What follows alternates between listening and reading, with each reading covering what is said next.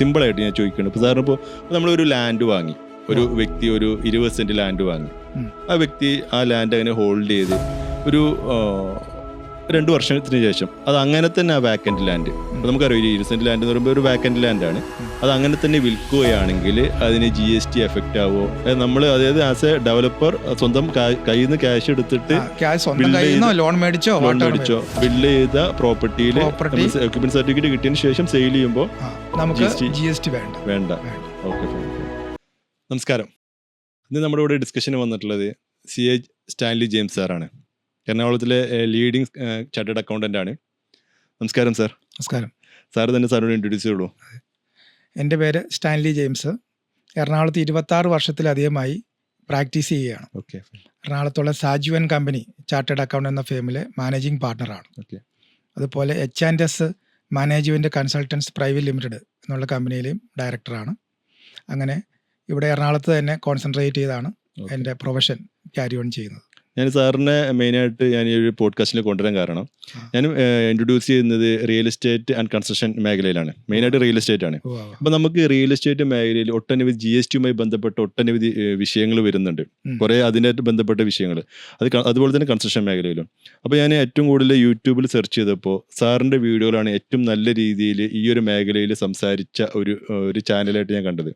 അപ്പോൾ അതുകൊണ്ട് തന്നെ ഇതിൽ കുറേ ക്ലാരിറ്റികൾ വേണ്ടതുണ്ട്. ഒട്ടനവധി ക്വസ്റ്റ്യൻസും കുറേ ചോദ്യങ്ങളും ഇതുമായി ബന്ധപ്പെട്ട് GSTയുമായി ബന്ധപ്പെട്ട് നമുക്ക് വരാറുണ്ട്. അപ്പോൾ നമുക്ക് റിയൽ എസ്റ്റേറ്റ് മേഖലയിൽ ആദ്യം നമുക്ക് സംസാരിക്കാം. ഇപ്പോൾ ഒരു റിയൽ എസ്റ്റേറ്റ് മേഖലയിൽ ഇപ്പോൾ സിമ്പിളായിട്ട് ഞാൻ ചോദിക്കുന്നത്, ഇപ്പോൾ സാറിന് ഇപ്പോൾ നമ്മളൊരു ലാൻഡ് വാങ്ങി, ഒരു വ്യക്തി ഒരു 20 സെൻറ്റ് ലാൻഡ് വാങ്ങി. ആ വ്യക്തി ആ ലാൻഡ് അങ്ങനെ ഹോൾഡ് ചെയ്ത് ഒരു 2 വർഷത്തിന് ശേഷം അത് അങ്ങനെ തന്നെ ആ വാക്കൻറ്റ് ലാൻഡ്, അപ്പോൾ നമുക്കറിയാം 20 സെൻറ്റ് ലാൻഡ് എന്ന് പറയുമ്പോൾ ഒരു വാക്കൻറ്റ് ലാൻഡാണ്, അത് അങ്ങനെ തന്നെ വിൽക്കുകയാണെങ്കിൽ അതിന് GST എഫക്റ്റ് ആവുമോ? അതിൽ GSTയിൽ എന്തെങ്കിലും നമുക്കൊരു നോംസ് വരുന്നുണ്ടോ എന്നുള്ളതാണ് ആദ്യത്തെ ഒരു ബേസിക് ആയിട്ടുള്ള ചോദ്യമാണ്. ആയിക്കോട്ടെ. അതിനെക്കുറിച്ച് പറയുവാണെങ്കിൽ, ലാൻഡ് ഫ്രീ ആയിട്ട് കിടക്കുന്ന ഒരു ലാൻഡ് പർച്ചേസ് ചെയ്തിട്ട് ആ വ്യക്തി സബ്സിക്വൻ്റ് ആയിട്ട് വിൽക്കുമ്പോൾ അതിനെയാണ് സെയിൽ ഓഫ് ഇമ്മൂവബിൾ പ്രോപ്പർട്ടി എന്ന് പറയും. Okay, fine. ഇതിൻ്റെ അകത്ത് GST ബാധകമല്ല. ഇതിനകത്ത് വരുന്ന ടാക്സ് എന്ന് പറയുന്നത് ഇൻകം ടാക്സ് ആണ്. ഓക്കെ. നമ്മളൊരു സ്ഥലം വാങ്ങി കുറച്ച് കഴിയുമ്പോൾ ഒരു അപ്രിസിയേഷൻ കിട്ടുമ്പോൾ സബ്സിക്വൻ്റ് ആയിട്ട് നമ്മൾ വിറ്റ് പോകും. ഓക്കെ. അപ്പോൾ അത് 2 വർഷത്തിൽ കൂടുതൽ ഹോൾഡ് ചെയ്തിട്ട് വിൽക്കുകയാണെങ്കിൽ ലോങ് ടേം ക്യാപിറ്റൽ ഗെയിനും, അതിൽ താഴെയാണെങ്കിൽ ഷോർട്ട് ടേം ക്യാപിറ്റൽ ഗെയിൻ എന്നും പറയും. ഇൻകം ടാക്സിന്റെ GST നമുക്ക് GST അകത്ത് ഒരു ഇംപ്ലിക്കേഷനും ഇല്ല. അതിപ്പോ പേഴ്സൺ ആണെങ്കിലും കമ്പനി ആണെങ്കിലും അങ്ങനെ തന്നെയാണോ? GST മേഖലയിൽ അത് വരുന്നില്ല. Okay, very good. അപ്പൊ അതാണ് ബേസിക് ആയിട്ടുള്ള ഒരു ചോദ്യം. ഇപ്പൊ ഒരു ലാൻഡ് നമ്മളൊരു വാക്കന്റ് ലാൻഡ് വിൽക്കുകയാണ്. അടുത്ത് ജസ്റ്റ് ഒന്ന് ചോദിക്കട്ടെ. അപ്പൊ നമ്മളിപ്പോ ഒരു 1 ഏക്കർ ലാൻഡ്, അതിൽ ഒരു 1.5 ഏക്കർ ലാൻഡ് നമ്മൾ വാങ്ങിയിട്ട് അതില് പ്ലോട്ടുകളായി തിരിച്ചു ലാൻഡ് ഡെവലപ്മെന്റ് ചെയ്തു. അതിനിപ്പോൾ നമ്മൾ നിയമപരമായിട്ടുള്ള ഡെവലപ്മെന്റ് പെർമിറ്റ് എല്ലാം എടുത്ത് പ്ലോട്ടുകളായി വിൽക്കുകയാണെങ്കിൽ, ഇപ്പോൾ ഒരു 1.5 ഏക്കർ ലാൻഡ് നമ്മൾ ഡെവലപ്പ് ചെയ്ത് കഴിഞ്ഞാൽ ഒരു മിനിമം ഒരു 10-20 പ്ലോട്ടുകൾ ഉണ്ടാവും.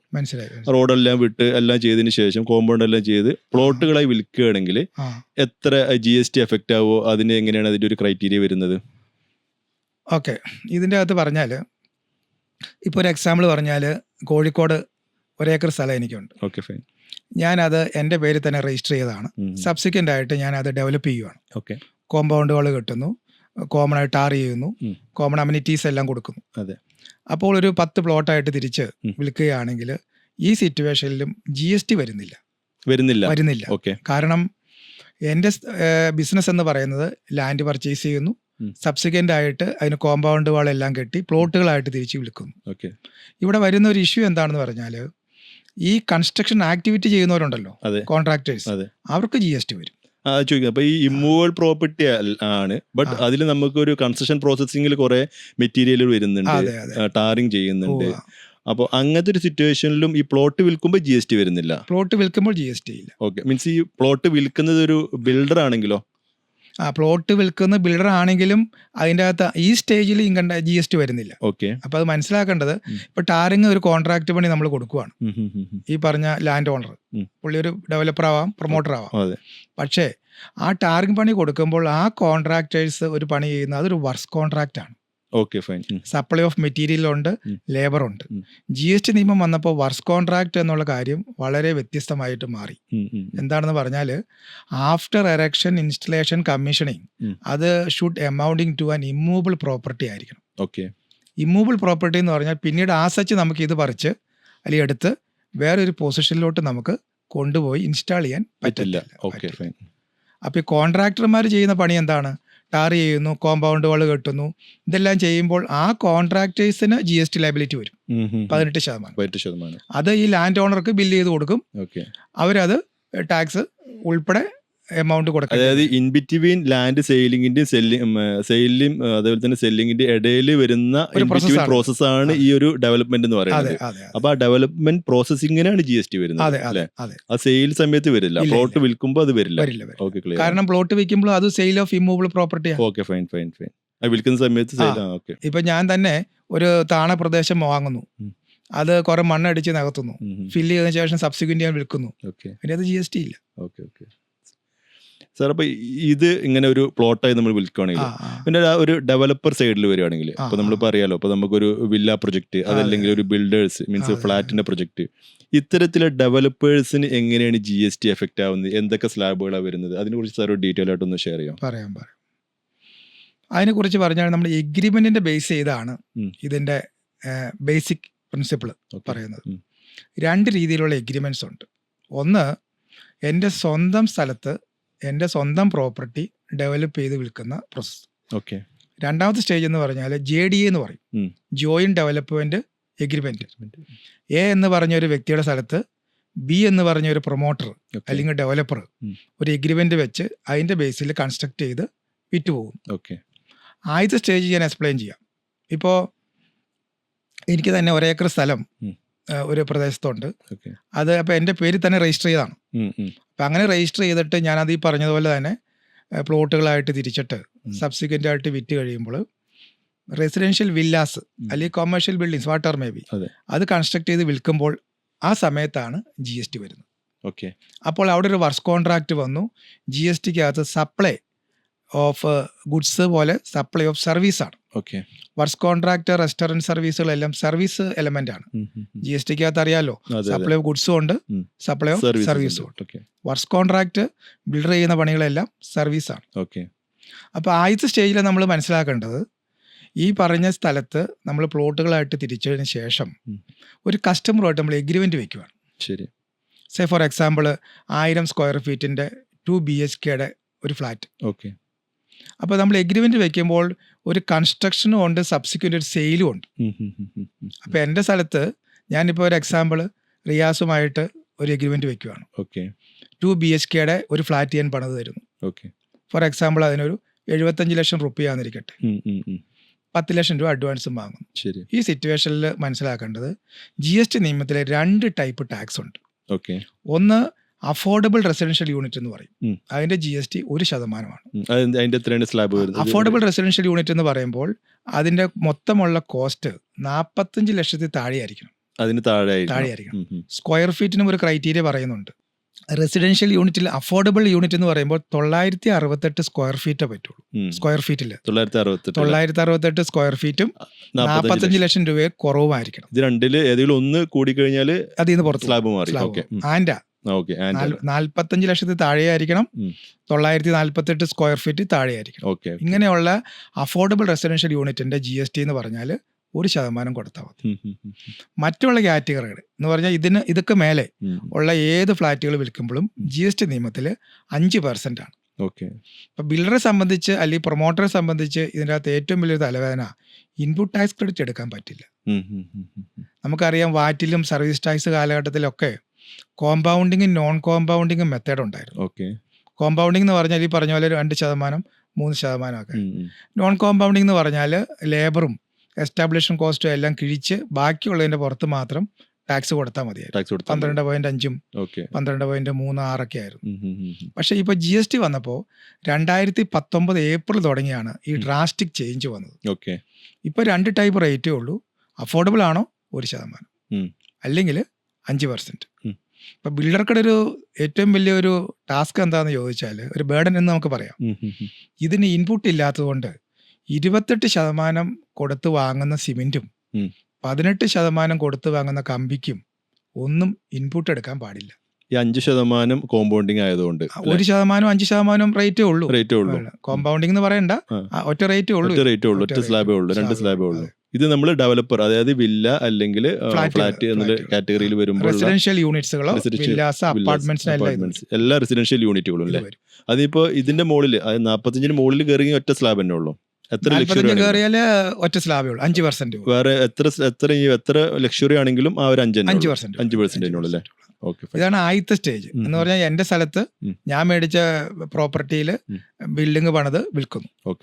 പിന്നെ ശ്രദ്ധിക്കേണ്ട ഒരു കാര്യം, ഒരു കസ്റ്റമറുമായിട്ട് ഇപ്പൊ ഞാനൊരു എഗ്രിമെന്റ് വെച്ചു. ഞാനിപ്പോ ബിൽഡറാണ്, അല്ലെങ്കിൽ പ്രൊമോട്ടർ ആവാം, ലാൻഡ് ഓണറും ആവാം.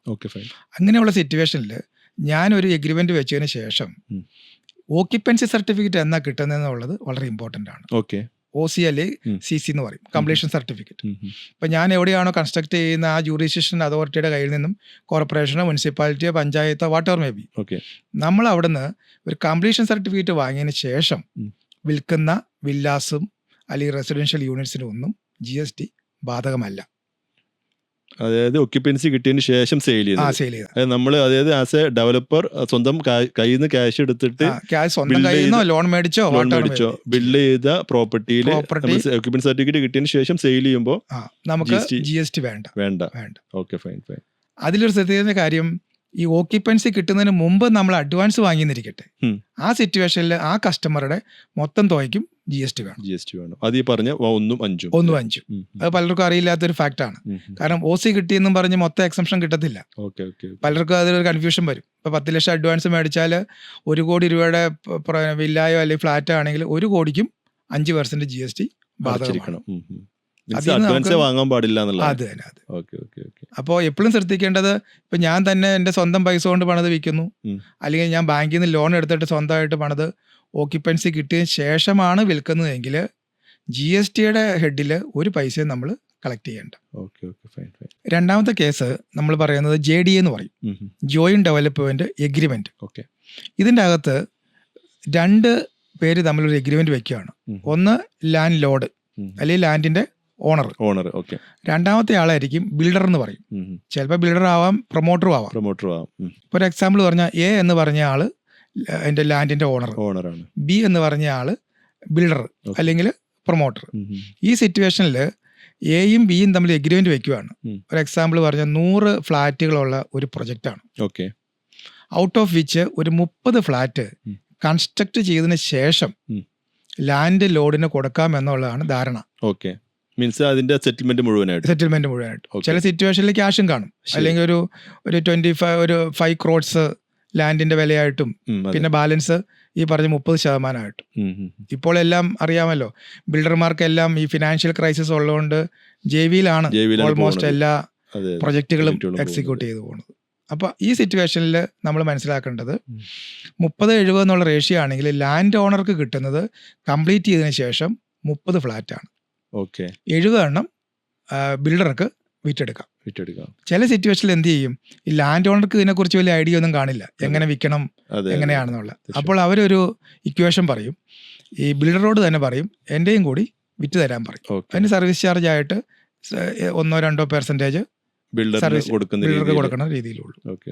ഇതാണ് രണ്ടാമത്തെ JDA അല്ലെങ്കിൽ ജോയിന്റ് വെഞ്ചർ എഗ്രിമെന്റ് പ്രകാരമുള്ള ഫ്ലാറ്റ് കൺസ്ട്രക്ഷൻ. ഈ ജോയിന്റ് വെഞ്ചർ എഗ്രിമെന്റ് പ്രകാരമുള്ള ഒരു പ്രൊജക്റ്റ് ആണെങ്കിൽ ഇപ്പോൾ ഈവൻ മെയിൻലി ഇപ്പോൾ അവർ എഗ്രിമെന്റിന് തയ്യാറായിട്ടുണ്ടാവും, ഒരു 11 month അല്ലെങ്കിൽ 18 month ആ രീതിയിലേക്ക് ഒരു JD ആണെങ്കിൽ, ആ ഇൻ ബിറ്റ്വീൻ ആ ഒരു സമയത്ത് വരുന്ന ഒരു കസ്റ്റമർ സെയിൽ ആണെങ്കിൽ ഈ ലാൻഡ് ഓണർ വേണ്ടേ അതിന് മീൻസ് എഗ്രിമെന്റ് ചെയ്ത് കൊടുക്കാൻ? ആ ഒരു ഇൻ ബിറ്റ്വീൻ ആ ഒരു ഡ്യൂറേഷനിൽ എഗ്രിമെന്റ് ഡ്യൂറേഷനിൽ വരുന്ന ഒരു സെയിലിംഗ് ഈ എഗ്രിമെന്റ് എക്സിക്യൂട്ട് ചെയ്തതിനു ശേഷം വരുന്ന എല്ലാ പ്രൊജക്ടുകൾ വില്ലാസ് അല്ലെങ്കിൽ ഫ്ലാറ്റുകൾ പണിയുമ്പോൾ അത് എപ്പോഴും രജിസ്റ്റർ ചെയ്തോണ്ട് ലാൻഡ് ഓണർ തന്നെയാണ്. ഈ JDയിൽ വരുന്നത് അങ്ങനെ തന്നെയാണ് വരുന്നത്. ഇപ്പൊ ചില സിറ്റുവേഷനിൽ ഈ ലാൻഡ് ഓണർ വിദേശത്തായിരിക്കും. അങ്ങനെയുള്ള സിറ്റുവേഷനിൽ നമ്മളൊരു പവർ ഓഫ് അറ്റോർണി എന്ന് പറയും. പവർ ഓഫ് അറ്റോർണി ബിൽഡർക്ക് അല്ലെങ്കിൽ പ്രൊമോട്ടർക്ക് എൻഡോഴ്സ് ചെയ്ത് കൊടുത്തിട്ടുണ്ടെങ്കിൽ അദ്ദേഹത്തിന് അത് ചെയ്യാൻ പറ്റുന്നല്ലേ? അത് ലാൻഡ് ഓണറിന് വിശ്വാസം വേണം. അങ്ങനെ ഒരു കോൺഫിഡൻസ് ഉണ്ടെങ്കിലാണ് അങ്ങനെ കൊടുക്കുന്നത്. മാത്രമല്ല ഇപ്പൊ നോർത്ത് ഇന്ത്യൻസ് ഒന്നും ഇവിടെ ഒന്ന് സെറ്റിൽ ചെയ്യാൻ പോകുന്നില്ല. കുറച്ച് 10 വർഷമോ 5 വർഷമോ കഴിയുമ്പോൾ ട്രാൻസ്ഫർ ആയിട്ട് അങ്ങോട്ട് തന്നെ പോകും. അതുകൊണ്ട് ഹോം സ്റ്റേയും സ്റ്റുഡിയോ അപ്പാർട്ട്മെന്റ്സിനൊക്കെ നല്ല ഡിമാൻഡ്സ് ഉണ്ട്. കൊച്ചിയിലും ഇപ്പോൾ ഒരുപാട് പാർക്കുകളും കൂടുതൽ വരുന്നതുകൊണ്ട് അതിന്റെ ഒരു സ്കോപ്പ് വളരെ കൂടുന്നുണ്ട്. കോൺട്രാക്ടേഴ്സിൻ്റെ ഉള്ളൊരു ബുദ്ധിമുട്ട്, ബിൽഡർമാരുടെ ഒരു ബുദ്ധിമുട്ട് ഈ കോമ്പൗണ്ടിങ്, ഞാൻ ആദ്യം ടോക്കി പറഞ്ഞ പോലെ തന്നെ ഇൻപുട്ട് എടുക്കാൻ പാടില്ല എന്നുള്ളതാണ്. ശരിക്കും ഗവൺമെൻറ് ചെയ്യേണ്ടത് എന്താ, കോമ്പൗണ്ടിങ്ങും നോൺ കോമ്പൗണ്ടിങ്ങിൻ്റെ ഒരു സിസ്റ്റം കൊണ്ടുവരണം. കോമ്പൗണ്ടിങ് എന്ന് പറഞ്ഞാൽ ഞാൻ ആദ്യം പറഞ്ഞ പോലെ 1% 5% അഫോർഡബിളും അതേഴ്സ് എന്നുള്ള കാര്യം. രണ്ടാമത്തെ ഒരു ഓപ്ഷൻ കൊടുക്കേണ്ടത് ഇൻപുട്ട് ഔട്ട്പുട്ട് എടുക്കാനുള്ളൊരു ഓപ്ഷൻ കൊടുക്കണം. ഇപ്പം റെറാ നിയമം അനുസരിച്ച് ഓരോ പ്രൊജക്റ്റും രജിസ്റ്റർ ചെയ്യണമെന്ന് പറയണ്ടല്ലോ. സെപ്പറേറ്റ് അക്കൗണ്ട് വേണം, ബുക്സ് വേണം, ബാങ്ക് അക്കൗണ്ട് വേണം, ഒത്തിരി ഫോർമാലിറ്റീസ് ഉണ്ട്. അതുപോലെ തന്നെ ഗവൺമെന്റ് ഓരോ പ്രൊജക്റ്റ് വൈസ് ഒരു ബിൽഡർക്ക് കോമ്പൗണ്ട് ചെയ്യാമോ അല്ലെങ്കിൽ ചെയ്യണ്ടേ എന്നൊരു ഓപ്ഷൻ കൊടുക്കുക. അതാ പോർട്ടലിൽ അപ്ലോഡ് ചെയ്താൽ മതി. ഒരു പ്രൊജക്ട് ഡിസയർ എന്നും പറഞ്ഞൊരു പ്രൊജക്ട് എക്സാമ്പിൾ, ആ പ്രൊജക്ട് വരുമ്പോൾ കോമ്പൗണ്ട് ചെയ്യണോ വേണ്ടയോ എന്ന് ഉള്ള റൈറ്റ് ബിൽഡർക്ക് കൊടുക്കുക. അപ്പൊ ബിൽഡർക്ക് അനുസരിച്ച് ഓപ്റ്റ് ചെയ്യാൻ പറ്റും. അതനുസരിച്ച് കോമ്പറ്റീറ്റീവ് റേറ്റ് കൊണ്ടുവരാൻ പറ്റും.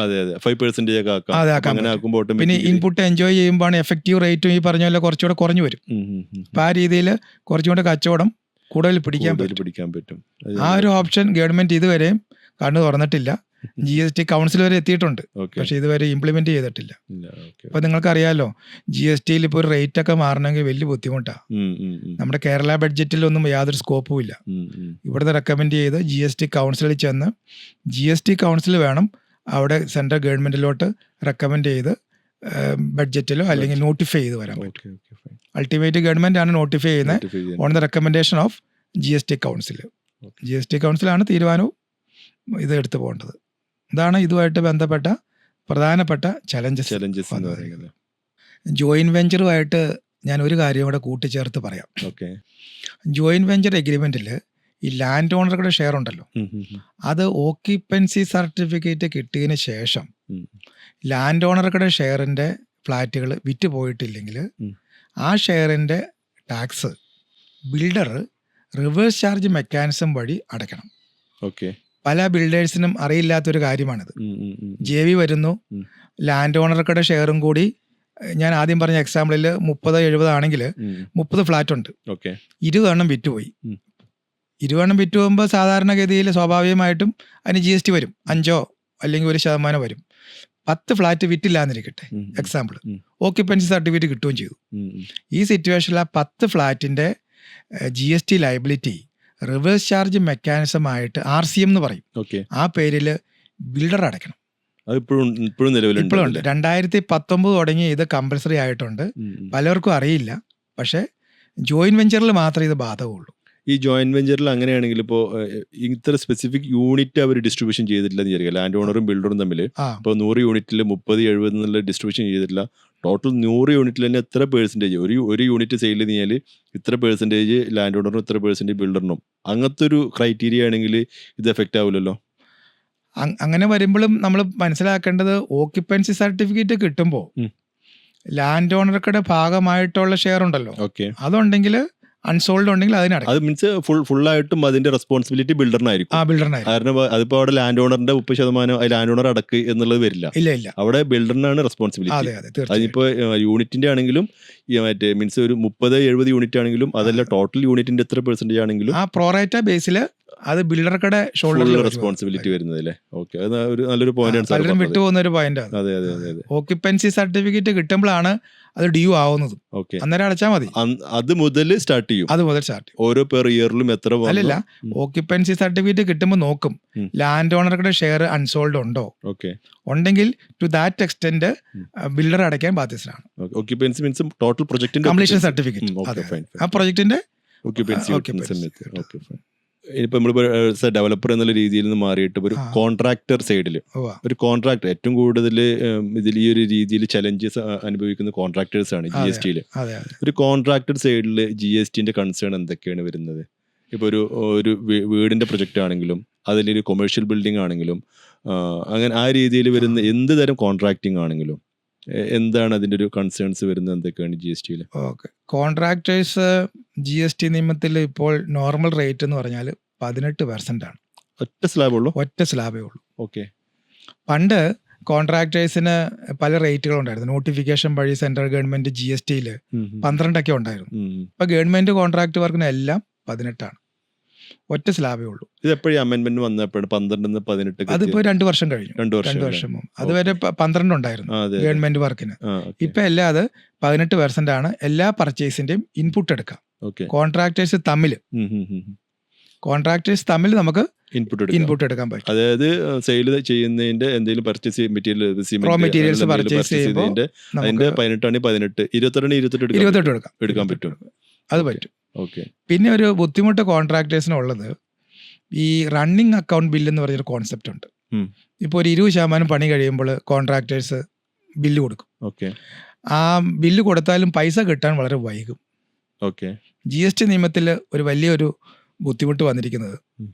180 ദിവസം അല്ലെങ്കിൽ 6 മാസത്തിനകം ഈ കൊടുത്തതിൻ്റെ പൈസ കിട്ടിയില്ലെങ്കിൽ ഉം. നമ്മുടെ പർച്ചേസ് റിവേഴ്സ് ചെയ്യണമെന്നൊരു വകുപ്പുണ്ട്.